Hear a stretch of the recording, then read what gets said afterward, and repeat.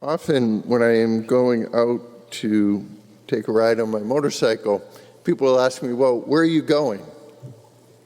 And a lot of times I have to answer, well, I'm not really sure. Because honestly, it's not so much about the destination as it is about the journey. It's just sort of taking in what is happening, where I am, the scenery, sort of the people I might meet up with, and all of the other things that just happen on the journey. And ultimately, the reality of life is that it is a journey. And it is a journey that, well, yes, there is a destination. Heaven, just in case you're wondering. There is a destination. But it is not simply about the destination. It is about the journey. It is about the way that we're called to live. And the question we have to ask ourselves is, do we know the way? Do we truly know the way that we are on? Or do we fall into the trap of Thomas? Lord, we don't know the way. And of course, Jesus says those powerful words, I am the way and the truth and the life. No one comes to the Father except through me. We need to ask ourselves, do we truly see Jesus both as the way, and do we see him on the way? Do we see him as part of our journey? Do we recognize that he is truly with us at all times? Do we recognize the reality that our journey is about walking the way with Jesus? It is so easy to get lost. It is so easy to lose the way. And that happens every time we lose sight of Christ in our lives. Every time we lose the ability to truly focus on what it is that Jesus is trying to show us, how Jesus is trying to get us to live out our lives in accord with the will of the Father. And that ultimately is what the Easter season is about. It is about opening us to the cross. That cross that Jesus accepted so willingly.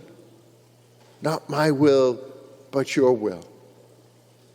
A cross that he did not himself desire, but he was willing to take up, because that was the will of the Father. And that is ultimately what it means to walk the way. It is what it means to walk with Christ, to walk in his footsteps, to walk in his presence in our lives. That is the journey of faith. That is the journey of Christian life. We live in a world that tries to have us walk a different path. A path of self-fulfillment, self-realization, whatever you want to put it on. As we are gathered here, we are gathered to recognize that we are called to reject that journey, but instead, rather, to embrace the journey of Christ, to embrace the journey that leads us to what should be our deepest desire, which should be heaven. Too often we can be distracted from that desire by the baubles of this world, by what we think is important for us here and now. As we get caught up in the here and the now and actually stop living in the present, Because to live in the present means to be focused on one thing: Jesus. Whenever we stop focusing on Christ, whenever we stop walking that journey of faith, we stop living in the present moment. And we get caught up in something else. And we lose our sight on our deepest desire, which is to be in union with God, which is to be united with Him in heaven.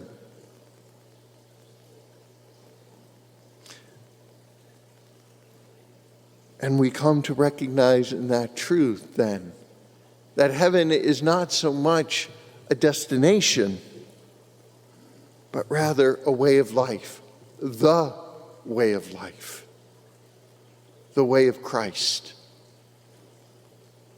We don't earn or merit or deserve heaven. No one can ever do that. God simply asks us to begin to live out the reality of heaven here and now by living a life that leads us in all ways and at all times to give praise and glory to our God. Because that's the ultimate reality of what heaven is. It is about the eternal praising and glorification of God. Ultimately, then, heaven is not about where you are going.